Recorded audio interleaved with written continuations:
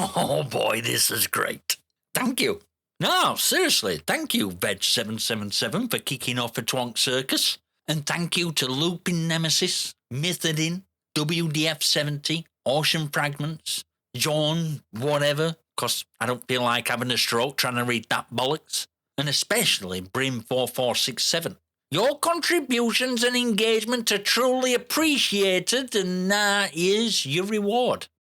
Alright, you lot. So I dropped a video where I covered young Binglin, a 90-year-old retired engineer who beat Resident Evil Requiem using note for a notebook and a pen. No walkthroughs, no guides, no second screen. He's got 2 Guinness World Records, 352,000 fans on Bilibili, and has a strict 3-hour daily gaming schedule that puts most of us to shame. Genuinely one of the most inspiring game stories I've ever covered on this channel. And I bloody knew that Twonks would show up. I said it in video, pointed them out, described them, then like clockwork, they arrived. They didn't watch video, obviously. They just read title, formed an opinion, rushed to tell me why a 90-year-old man's achievement don't matter. So I did something truly brilliant. I arted Veg777's comment, threw in a little roast reply, pinned it, screenshot it, shared it on socials, and sat back to see what kind of bite I'd get. And the bit, alright.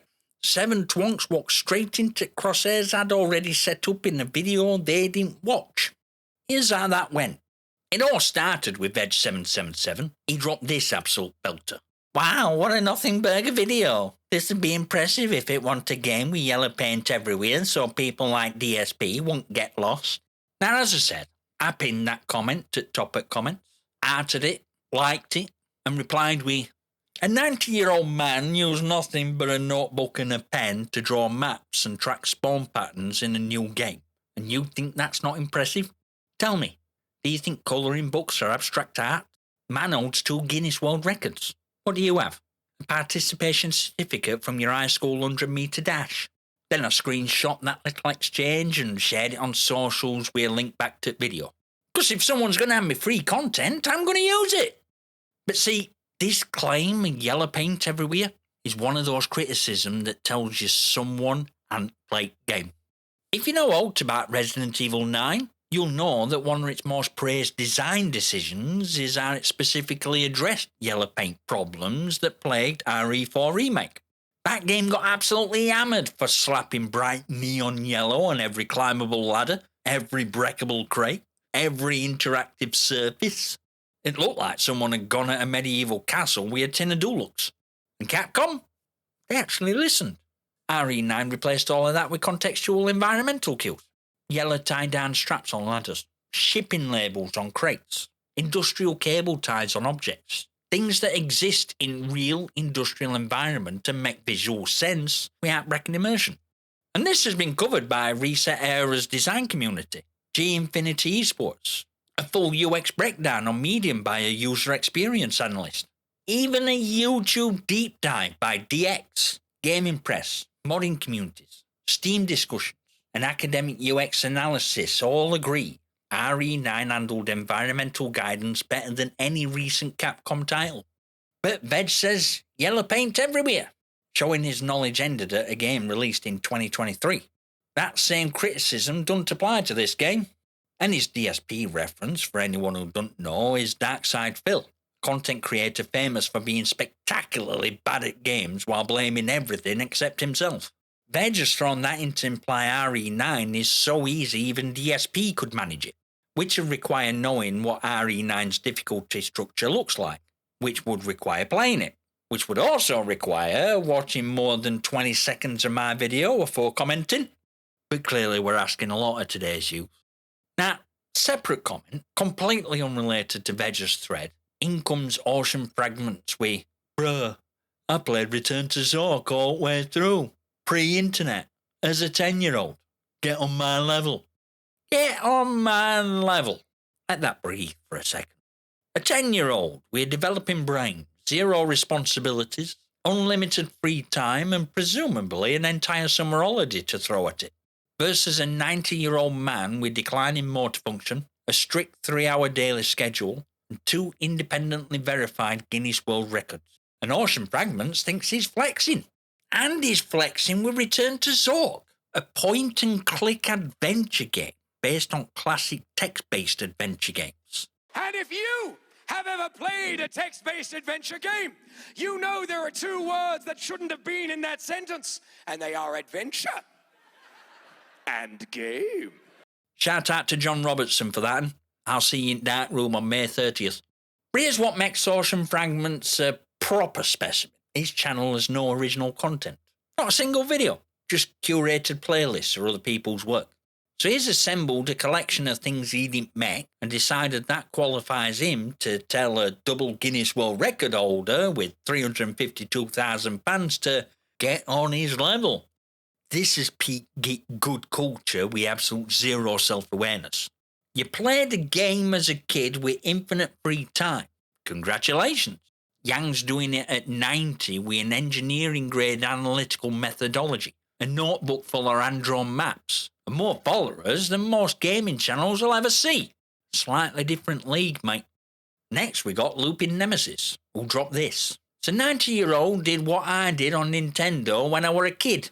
Only part I care about is that he's still playing games. And honestly, that's such a cute little comment, I almost want to hand him a lollipop. Because he's half agreeing with one of my core points, that gaming ain't just for kids, while still opening with, did what I did as a kid. It's dismissive, but it's harmless. It's least offensive of this bunch by a country mile. But then Brim4467 replied to him. This is where it gets funny.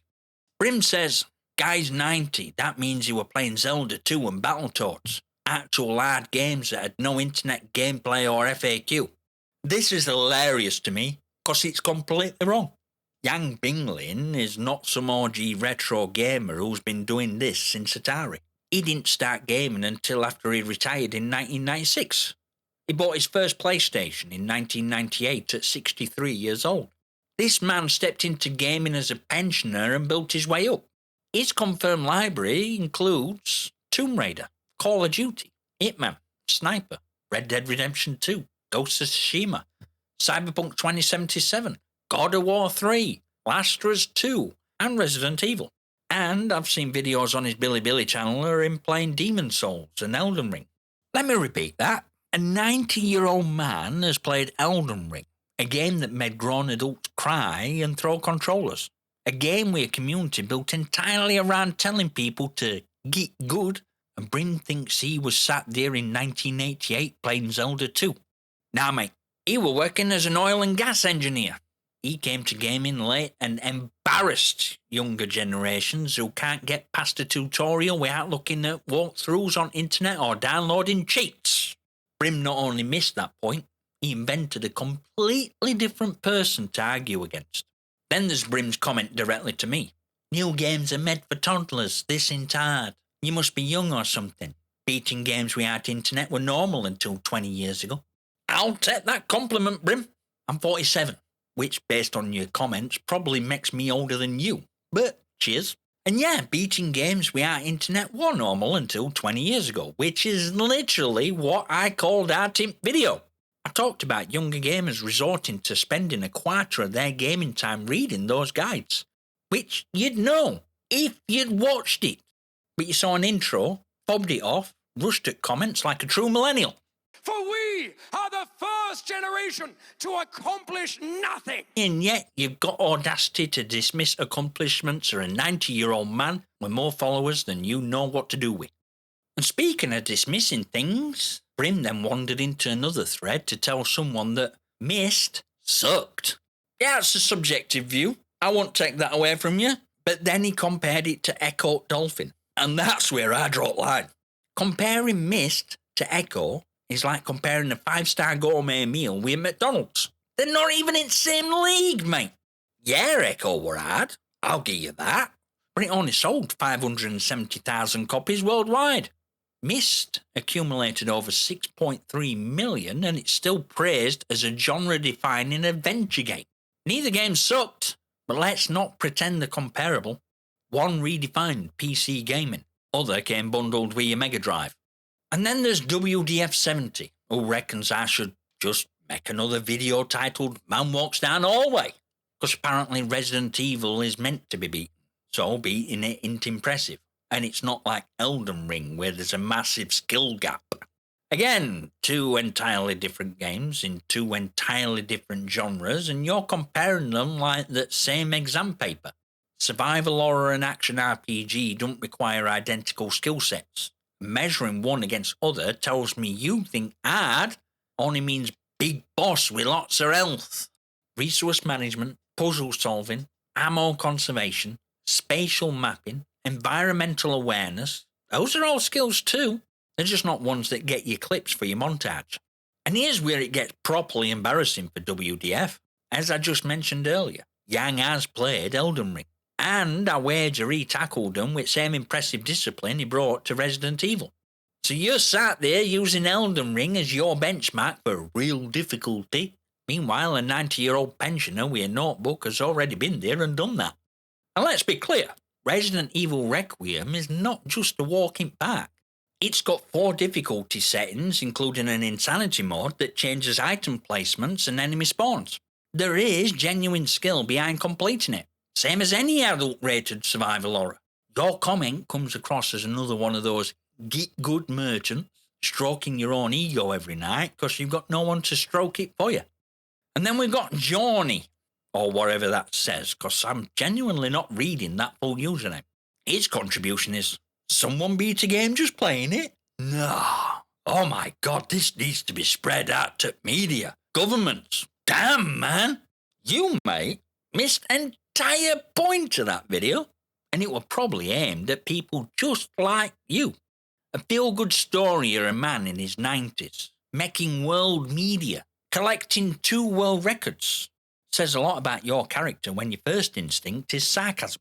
No argument or counterpoint, just empty dismissal of an old man's accomplishment so you can feel clever for 30 seconds. Mind you, looking at your favourites on your profile, besides a few decent tracks, there's quite a few that suggest you need to take a long, hard look at your life choices. You've got some good taste on a lot of them, but a hell of a lot of shite in there, mate. No original content either. Not a single video or short. No, just a playlist and opinions you'd in turn. He's done an internet equivalent to walking into a conversation, making a wanking gesture, and leaving. And that brings me to Mythodyn, who dropped this absolute gem. Guinness World Records mean literally nothing. For starters, you have to pay for them. Right. So here's how Guinness World Records actually work, because Mythodyn clearly doesn't know. Yes, there's an application fee for new categories. A non-refundable administration charge of £5. That's it. Just £5. That's less than a Tesco meal deal. But that fee is for processing, not for a certificate. You don't just pay and get a record like that 100-metre dash participation certificate Veg777 probably got. No, they actually investigate, send an adjudicator, witness a record being accomplished. They verify documentation on site.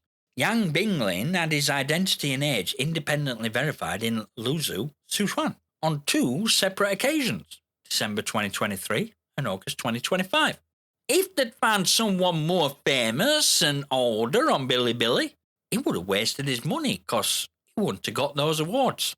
Dismissing Guinness World Records is like dismissing Avatar as the #1 highest grossing movie lifetime, because people had to pay to watch it to get it there. Avengers Endgame were #2, by the way. 2 absolute brilliant movies. Just cause money exists somewhere in a process don't invalidate an outcome.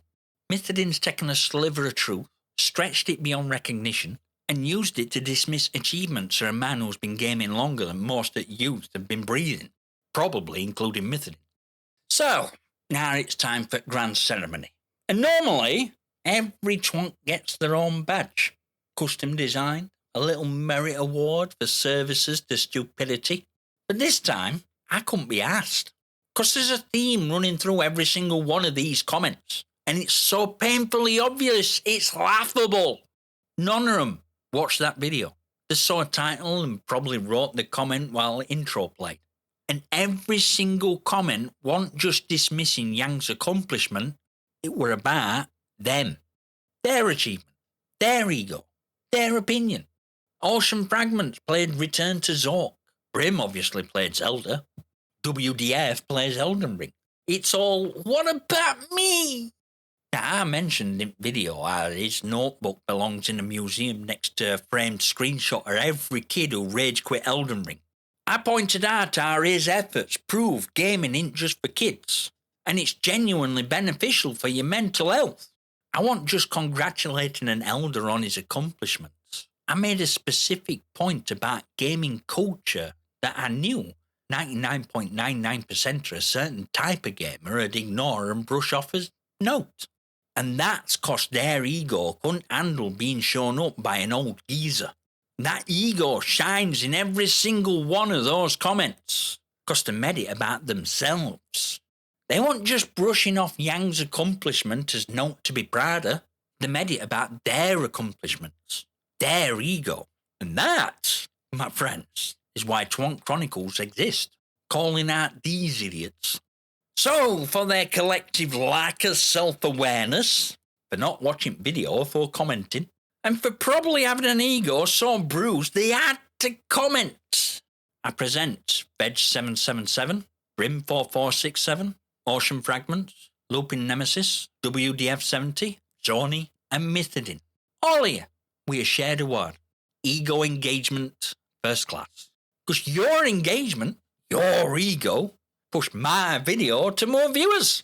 You showed up, didn't watch, commented, and within another 24 hours it passed 1.3k views and climbing. You did more for my analytics in a day than any marketing budget could have managed in a month. And you did it for free. Cheers, cocker. Nominations for Twonk Chronicles are always open. If you've got a comment that deserves treatment, you know where to find me. I've got badges to spare and a pinned comment slot that's always warm. And if you like this video, YouTube says you'll like this and next. So go check that out, and I'll see you there, you magnificent.